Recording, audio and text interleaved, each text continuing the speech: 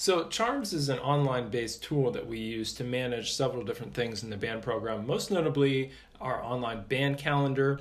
We manage individual student financial accounts. We manage the contact information for students and parents, and we communicate with CHARMS through emails and text messages. It shouldn't be something that you're intimidated by. It's nothing you need to download on your computer or your phone. You can access it from anywhere, but it is very handy. And in this video, I hope to kind of demystify a few things about CHARMS and show you how to log in and navigate through the program a little bit. So there's two ways to log into CHARMS. The first way is to go to charmsoffice.com. In the upper right-hand corner, you see a login button. You click on that, and you want to scroll down to Parents, Students, and Members. And a box will pop up. It says, please enter your school code. Your school code is going to be PACE HS BAND, all lowercase, and then hit enter.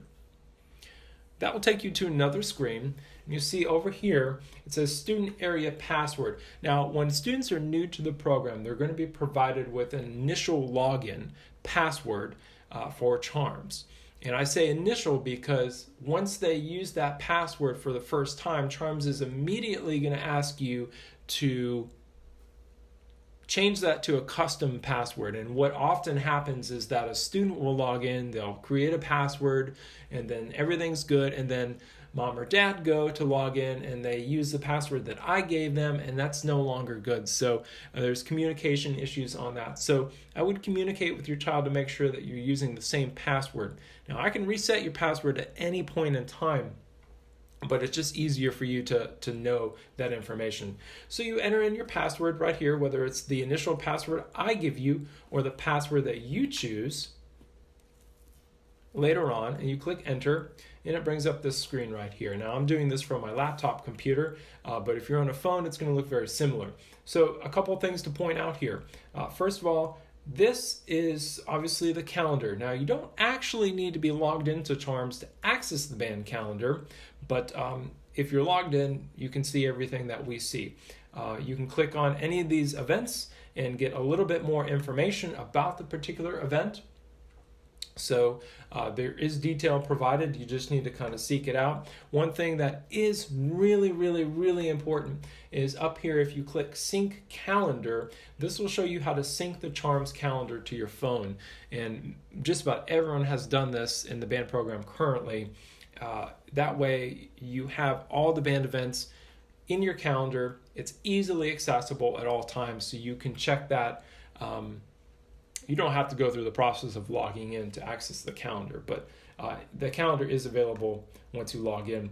Other things that are important here, first of all, finances. So each student has an individual financial account, and we keep track of all payments that you've made and all fundraising credits that you've earned through this one statement right here. And I know this can be a little confusing to look at sometimes, but in a later video, I'll talk more about finances specifically and how to read the financial statement. But the important thing is that you know how to access your financial statement. So a lot of parents email me and say, hey, could you tell me how much I owe? And I don't mind doing that. However, it's important for you to check your financial statement because from time to time errors are made, or you make a payment and it's not showing up on your account. And if you're not reviewing that on a regular basis, you may never catch an error.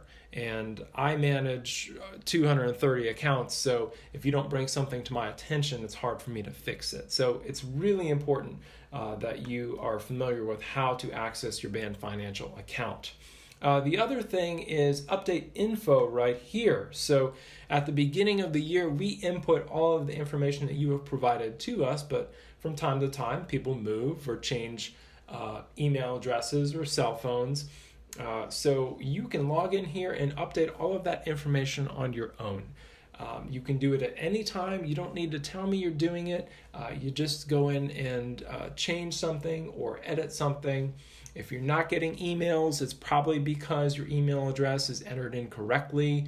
Check it for errors. That does happen. You enter in the information and click update right over here. A couple other aspects here that are important. email staff. This is just if you don't have access to my email address, there it is right there.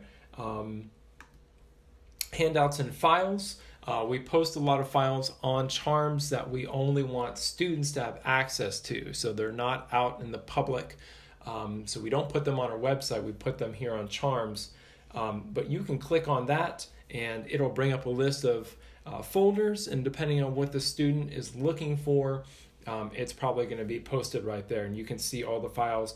Right now, mostly we have just music for the various Friday night stands tunes that we play, as well as several other forms and whatnot. So most of these forms are available on the band website, but a lot of this music is only available on CHARMS. So if your child loses something, they can very easily go in here and download it to their phone or their computer, or print it out.